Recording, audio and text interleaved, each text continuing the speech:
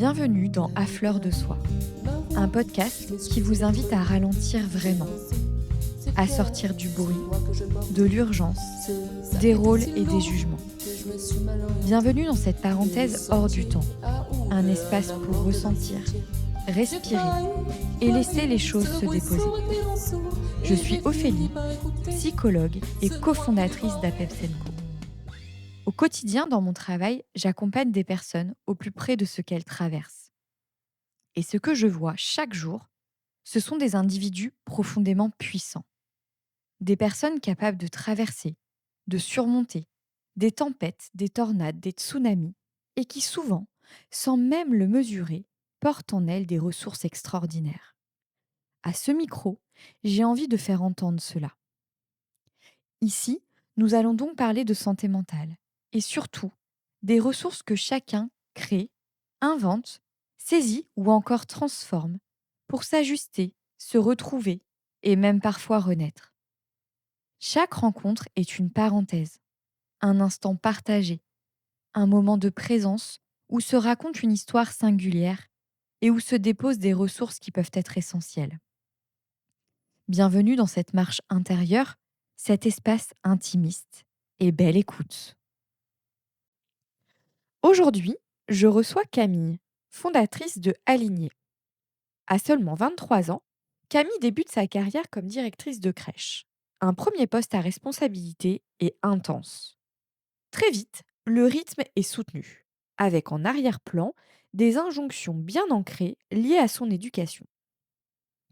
Jusqu'au moment où son corps lui dit stop, où il lui devient impossible de continuer jusqu'à ne plus pouvoir se lever.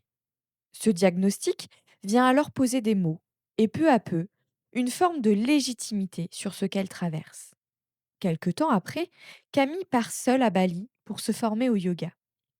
Un départ dans l'inconnu, sans repère, mais qui malgré son état de santé sera profondément transformateur. À ce micro, Camille vient nous partager ce chemin. D'accord, que c'est ici. Ça y ressemble beaucoup en tout cas. Non mais le stress, je te jure. Bonjour Camille. Bonjour Ophélie. Bienvenue dans cette tiny house qui est vraiment extraordinaire Trop dans le chouette. Cotentin. Ouais, Je suis vraiment contente de l'avoir trouvée. Et je suis contente de commencer le week-end avec toi. Bah merci, moi aussi, carrément. Comment tu te sens avant qu'on commence? Et bah dans un cadre comme ça, je pense qu'on ne peut que bien se sentir avec la vue devant moi, l'arrivée du printemps. Ça fait du bien, donc ça va bien. Donc bonne condition pour qu'on commence ton épisode. Carrément. Ok, ça marche. Est-ce que tu viens te présenter du coup Camille? Oui, et bien du coup je m'appelle Camille, j'ai 24 ans, je suis éducatrice de jeunes enfants de formation. Voilà pour la présentation un petit peu de base. Aujourd'hui je suis professeure de yoga. Et puis j'aime tout plein de choses dans la vie, surtout le soleil et les chocolats. Ils sont les bienvenus. Voilà. Donc voilà. Ok, tu nous as mis un petit objet. Ouais. On y reviendra sur la fin de l'épisode, mais est-ce que tu peux nous le Bien montrer puisqu'effectivement, tu disais que tu étais prof de yoga. Et bah du coup j'ai ramené mon petit tapis de yoga, Ouais. un petit qui me prend quand même un petit peu de place. Mais oui, on y reviendra peut-être, mais c'est sûr que c'est un objet qui me représente bien et qui me fait du bien. C'est ça, qui t'aide à t'équilibrer aujourd'hui dans ta santé mentale. Complètement. Donc avant de parler d'aujourd'hui et de l'équilibre que tu as trouvé, je vais t'inviter à nous repartager ton parcours. Il se trouve que l'épuisement, le burn-out n'a pas du tout d'âge. Tu en es l'exemple parfait. Ouais. Donc est-ce que tu peux nous parler un petit peu de l'expérience que tu as vécue, cet épuisement que tu as connu très tôt dans ta vie professionnelle? Et ben en fait, j'ai été diplômée d'état d'éducatrice de jeunes enfants l'été 2024. Oui, c'est ça. Et du coup, ensuite, j'ai tout de suite pris à la suite de mon diplôme un poste de direction en crèche. Voilà, tout s'est enchaîné très très vite. Et donc ce poste, c'était vraiment quelque chose que je voulais parce que j'aimais le côté direction, le côté accompagnement des équipes, des familles, donc j'étais ravie.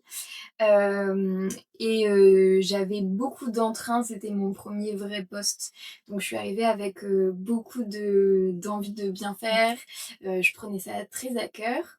Et donc et ben, au début, ça se passait, voilà, très bien, l'émission me plaisait, ça me convenait, très bien et puis en fait, au fur et à mesure, plus les semaines ont avancé, plus le temps a passé, je me rajoutais toujours, des tâches supplémentaires et comme on voyait aussi que je gérais, correctement la barque, on va dire, et bah, on pouvait aussi me rajouter des tâches et moi je m'en rajoutais moi-même. Donc en fait, c'est comme une petite pile de dominos qui s'est construite. On était aussi en sous-effectif, à l'époque, donc voilà, ça n'aidait pas forcément dans, la répartition des missions, la répartition des tâches et comme c'était mon premier poste et que je le prenais très à cœur et parce que c'est dans mes valeurs, je voulais que le travail soit, bien fait, autant pour les enfants que les familles, que les professionnels. Donc du coup, j'arrivais pas à lâcher prise et à me dire que si quelque chose n'était pas fait, c'était pas grave. Pour moi, tout était grave et si c'était pas fait, c'était, la fin du monde pour tout le monde. Donc les mois ont passé, c'était une grande crèche, avec 60 berceaux. Donc on accueillait 120 familles au total, une vingtaine, de professionnels, à accompagner sur le terrain. Et c'était la particularité de la crèche, c'est que c'est une crèche d'entreprise. Donc du coup, il y a aussi tout ce lien, avec les entreprises. Qui dit grosse, crèche dit, encore plus, voilà d'administratif et d'accompagnement. L'amplitude horaire était de 5 heures à 22 heures, donc c'est pareil en fait tout se rajoutait, tout s'englobait. Et donc voilà, bah, au fil des mois, je lâchais pas prise et je m'en rajoutais toujours plus. Et donc du coup, bah, il y a eu pas mal de petits, signaux d'alerte, mais que je ne voulais pas écouter parce que c'était mon premier pote, parce que, j'étais jeune et pour moi, effectivement, le burn-out, c'était plus quelque chose, qui arrivait plus tard. Enfin, en tout cas, ça pouvait pas m'arriver à moi. Et puis parce que, j'ai, toujours eu un petit peu, cette image et cette étiquette de la jeune fille qui réussit, très vite et assez facilement, dans sa vie scolaire et donc dans la vie professionnelle. Donc j'avais aussi peur que, ben, à l'époque, il était pas du tout question de lâcher, mais de m'autoriser à dire que c'était dur. J'avais peur de ce que ça pouvait venir dire de moi. Donc je me l'autorisais pas du tout et je me fermais complètement aux signaux, malgré, les proches, hein, qui pouvaient dire, que je semblais fatiguée et que est-ce que le travail ça va? Et je pouvais dire que c'était, pas évident et que voilà, j'étais fatiguée, mais ça s'arrêtait là Ouais. et il y avait pas autre chose. Tu t'autorisais pas plus. Pas plus, non. Ouais. Et surtout, je «m'infligeais» entre guillemets aussi de tenir la même routine personnelle à côté. J'ai toujours aimé, voilà, voir, mes amis, ma famille, et voilà, avec un rythme un petit peu on se moque, de moi parfois où, dans mon agenda, tout était, archi rempli et pour, prévoir de me voir, fallait presque planifier un rendez-vous chez le médecin, quoi. Pas de temps libre en fait. Voilà. Et donc du coup, j'ai pas voulu, freiner ce rythme de Mmh. vie-là que j'avais. Donc en fait, je cumulais les 2, mais c'est vrai que voilà, j'étais épuisée, ça me fatiguait beaucoup et les signaux d'alerte se sont transposés aussi, ben, dans mes relations parce que, dans les sorties que je pouvais faire ou les discussions que je pouvais avoir avec mes amis, des fois je me rendais compte que j'étais pas là quoi. On me parlait mais, je j'étais incapable de dire ce qu'on m'avait dit quoi. T'étais absente. Ouais, T'étais présente carrément. physiquement, mais Ouais. intellectuellement absente. Carrément plus là. Ouais, Complètement OK. plus là. Et donc, bah, après l'état mental s'est dégradé, l'état physique aussi en conséquence, jusqu'au jour où, mais de façon très factuelle, je n'ai pas pu me lever le matin pour aller travailler. Hem, Avant que cet épisode arrive, il y avait beaucoup de larmes, au travail, alors qu'avant toutes les larmes et tout ça, les angoisses, c'était vraiment, en sortant. Dans ta vie perso? Voilà, mais sur le temps de travail, j'arrivais à contenir et à la fin, voilà, j'arrivais plus à contenir et donc du coup, ce qui a fait qu'un matin, voilà, je n'ai pas pu me lever de mon lit et donc ben, voilà, les rendez-vous médicaux, s'en sont suivis obligatoirement. Mmh. Mon médecin traitant a posé le diagnostic, pardon, de burn-out et de dépression. Et donc là, c'était un peu ambivalent parce qu'en même temps, c'était évident, mais c'était, la douche froide pour moi de me dire: «Quelqu'un a posé les mots, donc ça existe et donc va falloir que je l'assume». Toujours un peu pour ces mêmes raisons d'assumer, en fait, de flancher parfois et que c'est OK, mais pour moi, c'était pas du tout OK. Donc le début a été très difficile, déjà parce que ma santé mentale, était catastrophique et au-delà de la santé mentale, c'était surtout, le regard et ce que les autres pouvaient en penser, de ce que j'étais en train de traverser. Donc ça a pris du temps, C'est-à-dire? Est-ce et que tu peux nous dire combien de temps? combien? Ouais, carrément. Bah, alors, en fait, en tout et pour tout, j'ai suivi du coup une thérapie, avec, une psychologue qui a duré 4 mois. À la fin de cette thérapie-là, je peux pas dire que je me sentais, mieux, mais c'est vrai que j'ai eu d'autres thérapies, dans ma vie avant. Donc les sujets de mon enfance et tout ça, c'est des choses, dont je suis consciente et donc du coup, la psychologue à cette époque-là avait estimé qu'on avait fait le tour et qu'en fait, elle ne pouvait plus rien m'apporter. Que OK. maintenant, c'était à moi, en fait, de continuer, mon chemin avec toutes les cartes que j'avais. Et du coup, si je me permets, Ouais. tu dis que tu as eu d'autres suivis dans ta vie, plus antérieurs et tu parles effectivement de cette dynamique familiale. Est-ce que, toute cette dynamique familiale, ce schéma familial qui a été le tien, a pu influencer aussi, ton fonctionnement, notamment dans ta vie pro et dans ce processus qu'a été ton épuisement, en fait? Bien sûr, mais en fait, ouais, j'ai grandi, dans une famille, de parents qui ont divorcé quand j'avais 1 an. Un divorce pas forcément, très fluide, on va dire, avec, des parents, on va dire diamétralement opposés dans leur façon de faire et encore pas tellement opposés, mais en tout cas dans ce qu'ils renvoient, ils étaient opposés. Avec un papa, qui valorisait beaucoup la réussite, que j'ai encore des souvenirs, de rentrer de l'école et de dire: «Ah bah j'ai eu 19, oui mais c'est pas 20 quoi». Donc en fait toujours un peu cette pression du toujours plus et de la perfection qui Ouais, n'existe de pas finalement. l'excellence. Ouais. Et une maman au contraire à côté, alors que la partie scolaire était très importante pour elle et il fallait que voilà, ça assure. Mais si j'avais, pas 19 et que j'avais 13, c'était complètement OK pour elle. Et du coup, j'ai dû me construire un peu dans cette ambivalence entre les 2, d'un papa pour qui l'excellence, prime Mmh. et d'une maman pour qui, la santé mentale, prime un peu plus. Donc c'était assez difficile pour moi de me construire là-dedans et puis après, au fur et à mesure que j'ai grandi, j'ai eu la chance d'avoir quelques facilités, on va dire, scolairement, qui faisaient que j'ai réussi, assez bien, voilà, toutes les étapes, scolaires et donc j'étais très valorisée là-dedans et c'était presque comme si, je ressentais qu'on avait posé une étiquette sur moi, de l'enfant, la petite fille, la jeune fille, qui réussit et pour qui on s'inquiète pas et du coup, je me sentais presque, aimée par cette image de là qu'on avait de OK. moi Cette et étiquette finalement, tu complètement. l'as portée sur tes épaules tous les jours Ouais, et tu devais quelque part toujours, la cocher en fait, faire en c'est sorte ça. que Alors après, c'est pas, voilà, ma famille me le disait pas consciemment, mais moi, c'est ce que je pouvais ressentir, inconsciemment et c'est pour ça que en fait, là, l'épisode, du burn-out, c'était super difficile pour moi parce que ça voulait dire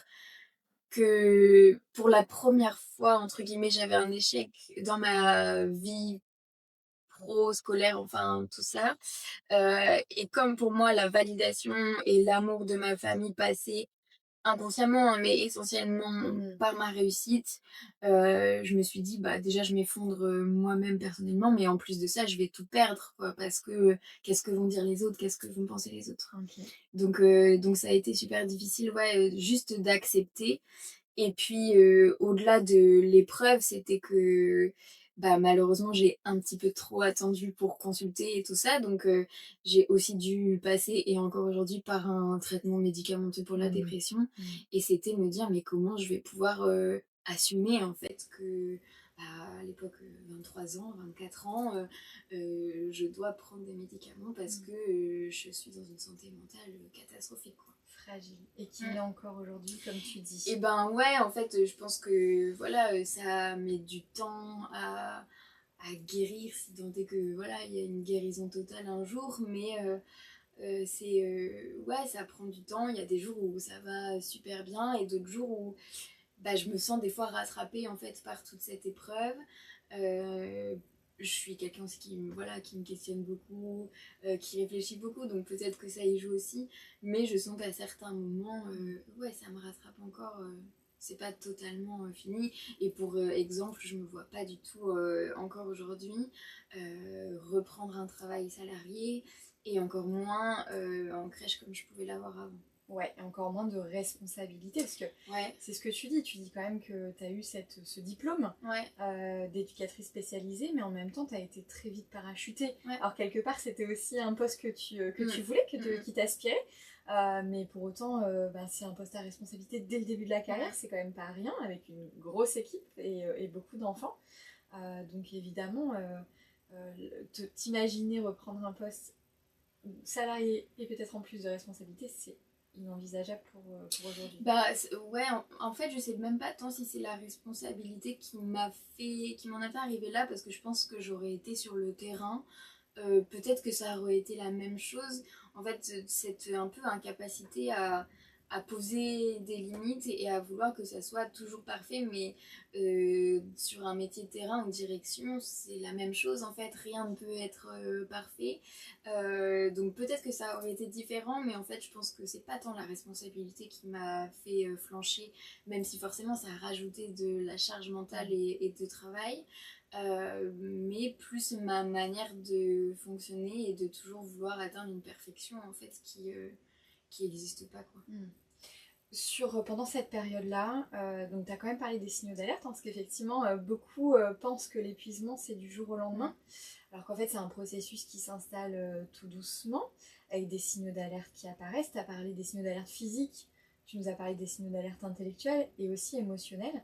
Pendant toute cette période, est-ce que dès le début tu as conscience de ne pas mettre de limites? Est-ce que tu as conscience des premiers signaux qui arrivent?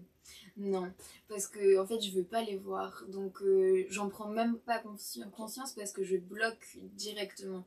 Donc si au début je pouvais être un petit peu fatiguée, je me disais c'est normal. Enfin voilà, il n'y avait pas du tout, pour moi c'était pas un signal d'alerte, c'était plus la normalité.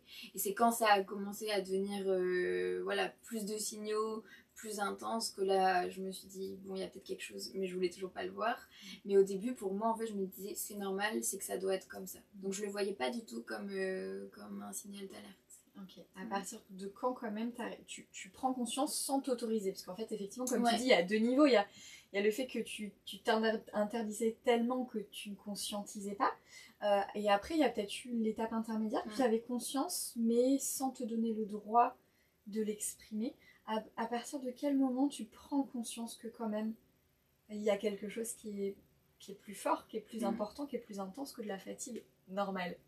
Et ben en fait je pense qu'il y a eu deux choses, c'était vraiment les larmes tous les jours quoi. Il n'y avait pas un seul jour sans que je pleure. Et puis aussi par rapport à ma vie perso où en fait je sentais que j'étais là mais j'étais pas là. Et là ces deux choses un petit peu combinées, je me suis dit mais je m'autorise pas. Ouais. Et donc le moment où tu t'autorises, et entre guillemets c'est difficile, ça reste difficile parce qu'il faut accepter les mots du médecin, c'est à ce moment-là, c'est après cette consultation. Bah c'est ça. Et puis je me souviens très bien, il pose les mots et puis il me dit je vais devoir vous mettre en arrêt de travail pour 15 jours. Et je me souviens mais vraiment vivement de ma réponse, je lui dis mais 15 jours c'est trop long, je vais y retourner avant. Et en fait bon bah voilà, une fois que le processus est enclenché et que je commençais à accepter petit à petit, ça a été, mais pour moi 15 jours c'était impensable. Et puis je me disais mais comment les familles, les enfants, les professionnels, comment ça va se passer pour eux. C'est presque pas, je pensais à moi encore au début, mais plus au travail quoi. Une culpabilité en fait, ah ouais, la carrément. culpabilité d'être arrêtée, de ne ouais. plus pouvoir être présente pour les autres. Culpabilité ben voilà, pour toute la sphère professionnelle dans laquelle j'étais, et puis culpabilité par rapport voilà, à mes proches et à mon entourage, parce que comme je disais tout à l'heure, mais mais qu'est-ce qu'ils vont penser, qu'est-ce qu'ils vont en dire, comment nos relations vont évoluer peut-être. Enfin voilà, c'était beaucoup de peur et de culpabilité. Ok. Tu disais que effectivement, toi, tu as pris conscience de certains signaux, mais que tu t'autorisais pas à les dire. Est-ce que par contre, à l'extérieur, eux, même si tu t'autorisais pas à les exprimer, à les montrer, est-ce que eux, à l'extérieur, les voyaient? Et donc, qui a vu et qu'est-ce qu'ils ont vu en fait? Alors oui, ils les voyaient carrément et ils me le disaient carrément. Mais la famille proche et pareil, les amis proches, c'était surtout la fatigue en fait physiquement. Ça se voyait que j'étais fatiguée, j'avais les traits tirés, enfin voilà, j'avais pas une bonne tête. Donc ils me le faisaient remarquer et en fait j'avais toujours un peu cette phrase de dire oui mais ça va aller. Il y avait toujours un petit peu ça va aller, ça va le faire, je gère. Et voilà. le oui mais. Et le mot c'est Ouais mais ça va aller. Et puis en fait, très vite, quand j'ai senti que j'ai basculé un petit peu de l'autre côté, où que ça commençait vraiment à aller mal, et que là j'étais dans le tunnel, mais qu'il n'y avait pas de fin au tunnel, j'ai commencé un peu à me renfermer. En fait, je répondais moins aux messages, j'avais moins d'interactions sociales parce que en fait, j'avais peur tout simplement qu'on me renvoie à ma condition. Et c'était trop d'énergie d'expliquer, c'était trop d'énergie d'accepter. Donc et puis même au début où le diagnostic a été posé, il y a eu une grosse période quand même où je me suis pas mal renfermée parce que l'acceptation était difficile et surtout l'explication était difficile. Et là, quand on pouvait te renvoyer effectivement ta fatigue, ta situation, comment tu le vivais alors? Parce que tu étais dans l'évitement de ça, mais j'imagine que tu n'as pas pu toujours éviter. Comment tu vivais ce retour des autres en fait sur ta situation? Globalement, je me disais qu'ils avaient raison, mais c'était pas encore suffisant pour que je l'accepte. Donc c'est un peu comme si ça rentrait et ça ressortait, quoi. Ouais, ok. Jusqu'à quel moment alors? À quel moment finalement tu as réussi à accepter toi-même les choses? Et à quel moment tu as pu aussi accepter que les autres te renvoient ce qu'ils observaient, ce qu'ils voyaient? Et en fait, je pense que la vraie acceptation, elle s'est faite pendant mon arrêt de travail qui a duré plusieurs mois, où j'ai conscientisé que mon échec, même si on peut aussi dire que ça n'en est pas un, mais à l'époque je le voyais vraiment comme un échec, il était bien accueilli par les autres et j'ai eu une vague de soutien, une vague d'amour que j'aurais jamais pensé avoir. Et ça m'a beaucoup aidé à accepter l'arrêt, à accepter le fait peut-être de resuivre une thérapie, d'avoir recours aux médicaments. Donc c'est vraiment, j'ai eu un soutien formidable de mes proches et pour ça j'en suis hyper reconnaissante. Mais ça m'a vraiment aidé à accepter. Ok. Et là tu as pu leur en parler plus facilement. Au moment où tu acceptes, est-ce que tu arrives à en parler ou est-ce qu'en parler reste encore difficile, reste encore quelque chose de sensible? Au tout début, oui, j'étais encore très sensible et la moindre évocation du sujet, j'étais en larmes.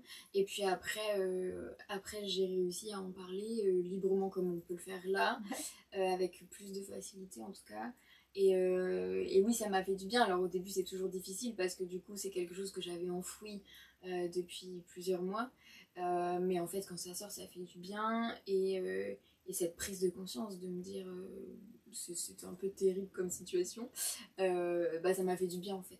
De passer de normal à non, en fait, c'était pas normal. C'était pas normal. Et ça faisait un moment que ça l'était pas en fait. Bah oui, carrément. Ouais. Est-ce qu'aujourd'hui, justement, tes signaux d'alerte, tu les connais mieux? Ouais. Et du coup, tu arrives à les identifier, à les écouter? Les identifier, oui. Les écouter, ça dépend des jours. Ça reste... ouais, en fait, je pense que ça reste un travail parce qu'au-delà de l'épreuve que j'ai vécue, je pense que c'est un espèce de fonctionnement qui est ancré en moi, sur lequel je travaille, mais en tout cas qui est bien installé. Et aujourd'hui, alors... du coup, j'ai mon entreprise et tout ça, donc là, pour le coup, je suis vraiment à mon compte et il n'y a personne qui me met de limite si moi, je ne m'en mets pas. Oui, donc tout à l'heure, tu disais, je ne pourrais pas retourner dans une activité salariale. En même temps, tu as basculé dans un autre type d'activité, l'activité entrepreneuriale, qui aussi nécessite de pouvoir prendre conscience de ses limites, de ses signaux d'alerte, parce qu'en fait sinon on pourrait voilà, ne jamais s'arrêter, il y a toujours des choses à faire, il y a toujours des choses à porter. C'est quand même une pression qu'on porte quand même seule, l'activité entrepreneuriale. Donc comment tu fais alors aujourd'hui? Eh ben, je tâtonne. En fait, du coup, j'ai lancé l'entreprise voilà, assez récemment. Elle n'a pas encore un an, donc avec tout ce qu'implique un lancement en plus, en termes de se poser des limites, c'est compliqué parce que c'est le lancement. Donc, bah voilà, on a envie que ça fonctionne et puis il faut qu'on puisse en vivre aussi. Donc, voilà, il y a quand même une pression à ce niveau-là. J'essaye un peu plus de m'écouter et là, en tout début d'année, je dirais au mois de janvier, j'ai senti que je repartais sur une mauvaise pente, mais je l'ai senti très tôt et très vite. Et je l'ai tout de suite verbalisé. Je l'ai tout de suite verbalisé à mon chéri notamment en lui disant là je crois que si je continue comme ça va mal finir, il faut faire quelque chose. Et j'arrive à me poser des limites, mais c'est pas vraiment moi qui me les pose, dans le sens où je lui ai dit si tu vois que le soir à 23h je travaille encore sur mon ordinateur, tu me prends l'ordinateur et tu le ranges. C'est lui qui est garant. Voilà, il est garant de mon travail, on va dire ça. Mais ouais, ça passe par des petites choses comme ça. Et puis là, récemment, je suis partie en vacances, c'était m'autoriser à pas prendre l'ordinateur sur la semaine de vacances. Okay. Et j'ai réussi. Peut-être avec un tout petit peu de culpabilité, mais j'ai réussi quand même et ouais, ça fait du bien. Donc je suis encore en cheminement là-dessus, j'apprends encore. Mais par contre, je détecte les signaux beaucoup plus vite et je les accepte direct. Je sens que c'est trop et que je commence vraiment à fatiguer. C'est normal, c'est le début, c'est un lancement, voilà, ça implique ça aussi. Oui, mais faisons quand même attention au vu du passif que j'ai eu. Ouais, de la fragilité qui est quand même récente, hein, parce que tu nous as donné les dates tout à l'heure. Bah oui. Quand même, t'as parlé de la formation de 2024, donc du coup, c'est tout récent quand même. Bah oui. Ouais. Janvier, tu sens quels signaux d'alerte réarriver alors? Est-ce que tu arrives à les nommer, même vraiment à savoir exactement quels sont-ils? Eh ben, fatigue. Quel type alors? Est-ce que tu pourrais décrire un peu? Mental en fait, de sentir d'être un peu partout mais en même temps nulle part. J'étais assez irritable et puis ouais, en fait j'arrivais pas à concentrer mon énergie parce que bah, y avait ça mais il y avait aussi ça et je m'éparpillais beaucoup et du coup bah, ça me demandait beaucoup d'énergie et ça me fatiguait beaucoup. Parce qu'il y avait beaucoup de projets, beaucoup de choses en même temps et là je me suis dit ben il faut peut-être revoir justement ça, faire moins de choses et tant pis voilà que ça prenne plus de temps mais pour ma santé mentale ce sera sans doute mieux quoi. Okay. On a loupé un petit passage je crois dans ton récit hein, parce qu'effectivement on est passé direct sur l'activité entrepreneuriale mais je crois que entre ce moment d'arrêt il y a eu cette question de la réorientation, puis du coup il y a eu cette formation et que tu as été faire quand même ailleurs qu'ici, dans un voyage que tu as fait, que tu as entrepris solo. Donc ça c'était aussi quand même une grosse étape pour toi. Est-ce que tu peux nous partager un peu comment tu as réussi à basculer sur cette réorientation professionnelle et comment tu as vécu cette période? Et bien moi j'ai commencé le yoga pendant mes études du coup d'éducatrice de jeunes enfants. J'ai fait beaucoup de danse quand j'étais petite jusqu'à ma majorité. Et donc vraiment ce lien au corps, j'ai toujours adoré ça. Et dans le yoga, j'ai trouvé ce lien au corps mais aussi ce lien à l'esprit. Et ça m'a fait énormément de bien pendant mes études. J'ai vraiment eu un énorme coup de cœur pour la pratique en 2021. Et du coup je me revois me dire un jour je me formerai sauf que bah voilà tout s'est enchaîné comme on l'a dit tout à l'heure. J'ai été à peine diplômée et que j'ai pris mon poste de direction et là pour se dégager du temps pour partir en formation c'était compliqué donc du coup quand le burn-out arrive et que je suis en arrêt et que je sens très clairement que voilà je ne pourrai pas reprendre ce type de poste dans l'immédiat et même encore aujourd'hui, voilà, je me pose la question quand même assez rapidement j'ai réussi à rebondir quand même assez rapidement. Quand tu dis rapidement, Et est-ce que tu peux situer un ouais, peu? j'ai été en arrêt de travail au mois de février. Et je dirais qu'au mois d'avril, fin avril, ça se renclenchait. Ok, donc effectivement, quand même Ouais, ça a été rapidement, rapide. comme tu Ouais, dis, ouais, ouais. ouais, Ouais. ouais. Et avant de passer sur cette formation, parce que tu dis que le yoga a toujours fait partie, hein, depuis Mmh. longtemps, en fait, de ton activité, enfin, de ton activité perso, quoi, à toi. Est-ce que pendant cette période où tu as cette direction, ce poste de direction, et que la fatigue arrive et s'accentue, est-ce que tu pratiques à ce moment-là? Pas du tout. D'accord. Pas du tout parce que, en fait, je m'accorde pas ce temps-là pour moi. On va dire que le temps, perso que j'ai, c'est pour les autres, donc ma famille, mes proches. En fait, je m'oublie complètement pendant cette période-là, donc je ne fais même plus de yoga. Je Ok. ne fais même plus de Ouais. yoga. Donc ouais, non. Tout le temps est consacré au boulot ou Ouais, à aux l'entourage, autres. comme tu Ouais, disais. carrément. Et donc à ce moment-là, la pratique du yoga, tu l'as mise de côté, en Mmh fait. mh. Ok.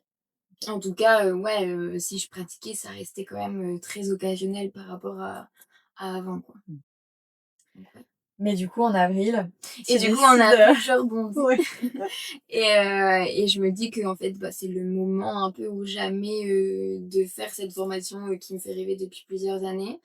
Donc je me renseigne un petit peu, à droite à gauche sur, quel type de formation parce qu'il y en a plusieurs, mais, quel type de formation, où, avec qui, dans quel contexte et tout ça. Et en fait, je continuais le yoga, pendant mon activité professionnelle, en crèche, 1 fois par semaine quand même avec, ma prof qui est devenue mon amie aujourd'hui. Donc j'y allais pas forcément tout le temps, mais j'essayais quand même de m'y Ah, donc tu astreindre. avais quand même ce cours-là J'avais quand même ce cours-là. que tu Mais as maintenu. ouais, mais encore une fois, je l'ai maintenu parce que je sais pas si c'est tant pour moi que je le maintenais, même si du coup ça me faisait beaucoup de bien, que parce que j'y allais avec une de mes meilleures amies, que, bah, la prof, je l'adorais et que c'est une de mes amies maintenant. Hem, je sais pas trop dans quelle dynamique, en fait, j'étais. En tout cas, quand moi, j'étais toute seule à la maison, je ne pratiquais pas. Ok. Et Heu, si ton ami y allait pas, est-ce que tu arrivais à y aller ou... oh, c'était difficile. Ouais, Mm. c'était difficile. Et du coup, donc ma prof de yoga, à l'époque, je lui expose le projet en lui disant un petit peu, en lui disant: «Bah, qu'est-ce que tu en penses? Est-ce que tu penses que c'est bien?» et tout ça. Donc elle me dit de foncer. Heu, je lui parle de formations que j'avais vues, donc elle me conseille un peu et le formateur avec qui je souhaitais me former proposait 2 formations cet été-là, une à Paris et une à Bali. Pas Et du tout le même environnement. pas du tout. Et donc je me revois lui dire: «Bah, du coup, je fais quoi?» Elle me dit: «Bah, tu t'en vas». Donc je lui dis: «Ben oui, d'accord». Et puis en fait, bah, je me suis dit: ouais, enfin, c'est peut-être, effectivement le moment». J'avais jamais voyagé seule, hors Europe, j'avais jamais pris un vol long courrier, enfin, c'était que des premières fois pour moi. Hem Et donc je projette ça, je fais un peu mon projet dans mon petit coin. Et puis, quand c'était presque concrétisé, un soir je rentre, justement du yoga, et je dis à ma mère: «Bon bah, je vais faire une formation de yoga et tout ça». Et donc elle était un peu en mode: «Ah OK», et je dis: «Bah, c'est à Bali». Elle me dit: «Ah bah non». Je lui dis: «Ah bah si». Mais elle vraiment, elle était, voilà, dans sa peur de maman, et pour elle, c'était impensable que je parte à l'autre bout du monde, alors que j'étais encore, très fragile. Et puis, elle a fini par accepter parce qu'elle voyait que c'est ce qui me rendait heureuse. Mais au début, ça a été super compliqué. Donc, voilà, j'ai fait mon petit projet de mon côté. Heu, la famille a accueilli ça, ça dépendait des membres de la famille. Il y en a qui disaient que, bah, de toute manière, je pourrais jamais vivre du yoga, que, bah, je pouvais le faire, mais que voilà, en gros, ça mènerait pas à grand chose parce que je pourrais pas en vivre. D'autres personnes, qui pouvaient dire, que c'était, presque inintelligent, voire fou, de faire ça. Enfin, j'ai vraiment eu des retours, très, très ambivalent. Autant mes amis étaient super friands de l'idée et me disaient mais ça te correspond carrément, mais oui c'est fait pour toi. Et certains membres de ma famille quand même c'était vraiment compliqué. Et donc du coup, ben moi vu qu'un de mes mécanismes de défense préférés c'est la fuite, j'ai eu tendance pas mal à m'éloigner un peu de ces membres de la OK. famille-là, Mmh. qui acceptaient pas forcément le projet parce que moi ça me faisait du bien et je sentais que c'était ce dont j'avais besoin et j'avais pas envie d'être contaminée, on va dire, par, leurs avis sur la question. Donc tu pas lâché? Et j'ai pas lâché. Ouais. Donc Ouais, finalement, tu disais tout à l'heure que tu as été construite aussi autour de ouais. cette réussite, Mmh mh. malgré que ce projet, pour les autres, c'était pas forcément un projet viable Mmh. où tu allais, «réussir» entre guillemets. Celui-ci, tu le lâches pas Non, je et lâche tu pas. décides d'aller au bout Mmh.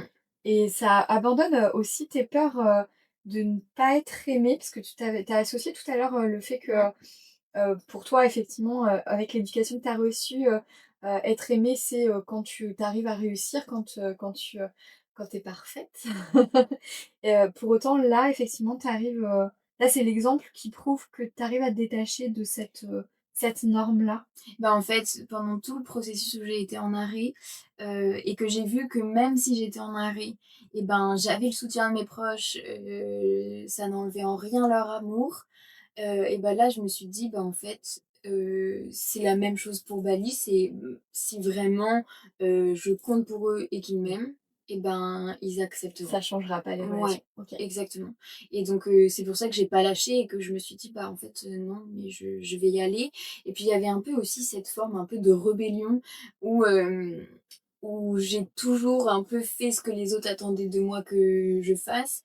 Et du coup là, comme j'ai vu qu'avec l'arrêt et que c'était pas forcément attendu, et ben, j'avais quand même de la valeur dans les yeux des gens, bah, là je me suis dit: «Bah, en fait, j'y vais, laissez-moi faire ce que j'ai envie de faire, quoi». OK, trop bien. Donc je suis partie. Et tu partie quand? Alors tu nous parles d'avril quand le projet Ouais, commence à arriver dans ta tête. ouais. Super quand?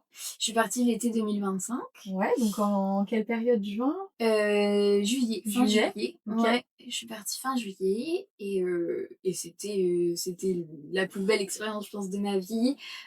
Tout s'est super bien passé. J'étais, partie une semaine avant la formation, pour prendre le temps de découvrir le pays vraiment toute seule, de faire mon petit carnet de voyage un peu vraiment, toute seule sans que rien soit prévu et ça m'a fait beaucoup de bien. Alors c'était très risqué, hein, on peut se dire, pour quelqu'un qui est encore dans dépression, de partir à l'autre bout du monde, sans repères, sans rien, ben, est-ce que ça va le faire? Et en fait, c'est exactement ce dont j'avais besoin parce que je me suis retrouvée dans un environnement où je ne connaissais personne, où on n'attendait rien de moi et où j'étais là, en fait, juste pour moi.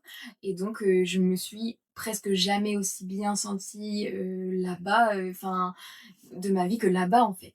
Donc tu étais libre du Ouais, coup? carrément, carrément. Et puis, ben, en fait, je faisais ce qui me chantait quand ça me Ouais. chantait, quoi. Et donc c'était super. La culture aussi était, très belle. Enfin, c'était vraiment un combo. Mmh. Et puis la formation, après était vraiment incroyable. C'était, avec des Français, donc je retrouvais quand même, voilà, ma langue maternelle et tout ça. Donc c'était quand même chouette. Il y avait quelques repères. Ouais, il y avait quand même quelques repères après cette semaine de Ouais, non-repères ouais. et c'était, profondément, transformateur parce que c'est ça aussi que j'aimais avec le yoga, c'est que ça s'arrête pas à la pratique, corporelle. Et donc c'est venu chercher des choses en moi, bah, voilà, surtout qui étaient encore sur les braises, quoi, avec, toute Mmh. cette santé mentale encore fragile, et donc ça a été, vraiment transformateur, mais vraiment, donc je n'ai absolument pas regretté. Ça a duré combien de temps? Tu me dis que tu es partie fin juillet? Ouais, et je suis rentrée, ouais, fin août, donc OK. un petit mois et ouais. Et quand tu rentres alors, comment tu sens que ta santé s'est améliorée ou, comment tu l'as senti bouger cette santé sur ce mois-là et comment tu te sens quand tu rentres? Dans mon rapport aux autres essentiellement, enfin j'étais plus forcément dans une recherche, voilà, de plaire aux autres, de rentrer dans les cases, j'étais plus trop là-dedans. J'avais la sensation en tout cas de faire les choses pour moi, parce que quand je suis rentrée, le projet il était clair, c'était de voilà, de trouver, un métier en rapport avec le yoga, et qu'importe ce qu'on pouvait en dire, c'est pas grave, je le faisais quand même, quoi. Ok. Donc tu commences dans la foulée. Et je commence dans la foulée, encore une fois, tout s'est enchaîné très vite parce que j'entends parler d'une association qui recherche une professeure de yoga pour le mois de septembre, donc vraiment, voilà. Et donc du coup, je commence à donner mes premiers cours dans cette association-là.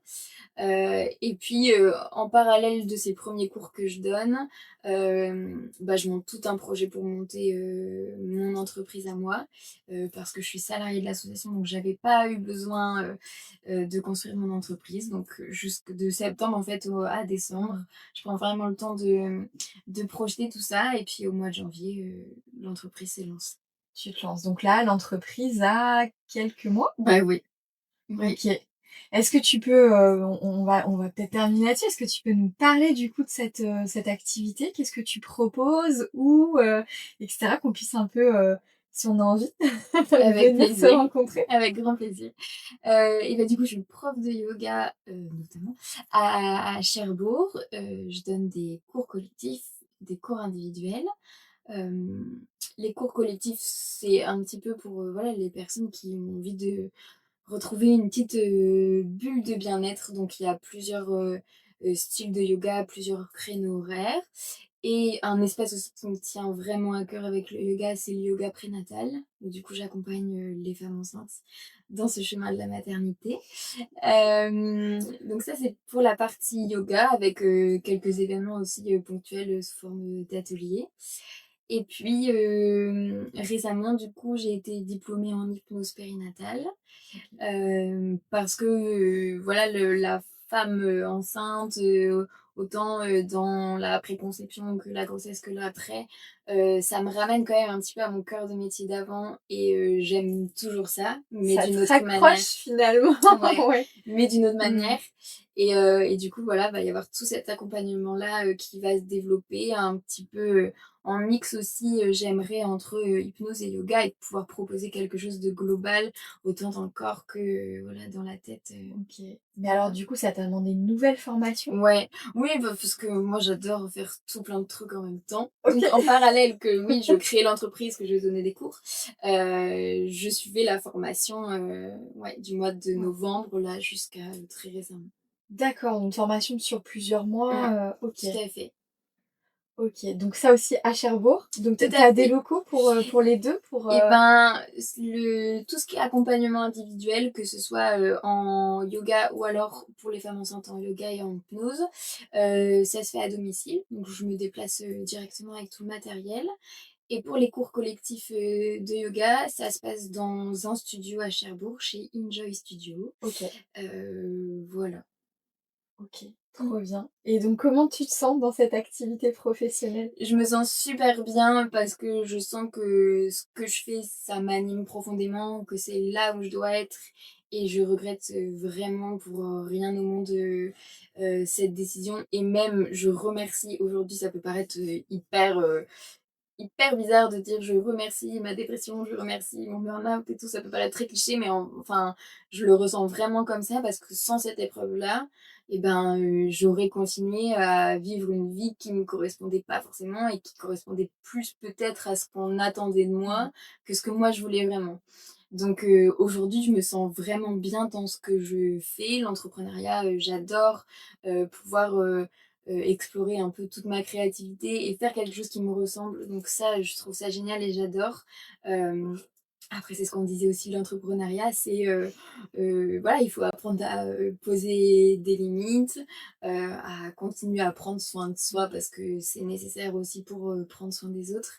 Je chemine encore un petit peu là-dessus, mais je pense qu'on chemine toute sa vie aussi sur ça. Donc voilà. Complètement. Bah, merci beaucoup Camille. Merci En à tout cas, toi. on mettra évidemment les liens, hein, si jamais on veut aller te rencontrer dans tes deux activités, même si peut-être l'idée ce serait de créer quelque chose qui soit mixte. Donc on mettra tous les liens pour pouvoir te retrouver. Et puis écoute, moi je te souhaite une belle continuation. Merci beaucoup. Continue à prendre bien soin de toi et à être alignée, parce que c'est ce qu'on entend à la fin de cet épisode, c'est que maintenant tu es alignée avec ce que tu as besoin. Merci infiniment. Merci à toi, c'était un plaisir de te rencontrer. Plaisir partagé, merci. À travers le parcours de Camille, nous pouvons comprendre que l'épuisement peut toucher chacun et qu'il ne tient pas compte de notre âge. Il peut s'installer tôt, à bas bruit, nourri par tout ce que nous portons depuis longtemps. Les étiquettes, les rôles, les règles avec lesquelles nous grandissons ont pu peu à peu nous entraîner vers une forme d'exigence permanente, appuyée par une culpabilité difficile à déposer. L'épuisement peut malgré tout nous permettre des choix et des décisions plus douces envers nous-mêmes. Mais le chemin ne s'arrête pas là. Il continue quotidiennement pour rester attentif et ne pas laisser les anciens schémas reprendre toute leur place. C'est aussi cela, avancer, apprendre peu à peu à se choisir autrement. Merci à vous d'avoir pris ce temps pour écouter, ressentir et peut-être pour laisser résonner certaines choses. Ce qui a été partagé dans cet épisode est l'histoire singulière d'une personne, un vécu, un parcours, un chemin intérieur qui n'appartient qu'à elle. Mais si cet épisode résonne en vous, si elle éveille des questions, des émotions, des besoins, je vous invite à rester à l'écoute cette fois de vous-même et ainsi à trouver vos propres ressources. Merci à Fleur de Soie.